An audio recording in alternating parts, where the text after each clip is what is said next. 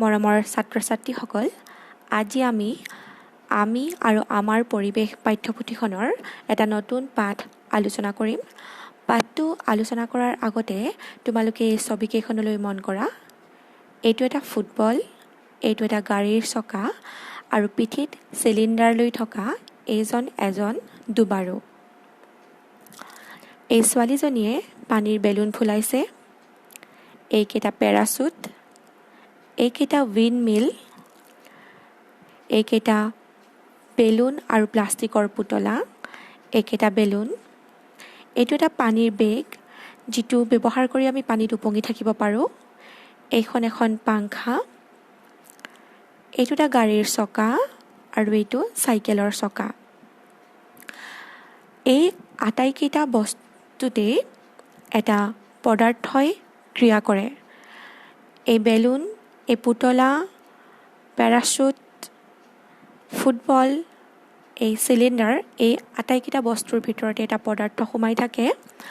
আৰু এই পদাৰ্থটোৰ নাম মই তোমালোকক ক'বলৈ যোৱাৰ আগতে তোমালোকে আৰু এটা কাম কৰিবা। তোমালোকে প্ৰত্যেকেই নিজৰ হাতখন মেলি দিয়া, মেলি এফালৰ পৰা আনফাললৈ ঘূৰাই দিয়া। অলপ জোৰেৰে ঘূৰাবা। তোমালোকে কি অনুভৱ কৰিছা? তোমালোকৰ হাতখনত এটা বস্তুৱে হেঁচা প্ৰয়োগ কৰিছে, যিটো বস্তু আমি চকুৰে দেখা নাই। আৰু এই চকুৰে দেখি নোপোৱা এই পদাৰ্থবিধ হৈছে এবিধ গেছীয় পদাৰ্থ, আৰু এই পদাৰ্থবিধক কোৱা হয় বায়ু। আৰু আমাৰ আজিৰ পাঠটোৰ নাম হৈছে বায়ু। গতিকে আমি আজি এই বায়ু পাঠটোত প্ৰথমতে বায়ুৰ কেইটামান ব্যৱহাৰৰ বিষয়ে আলোচনা কৰিম।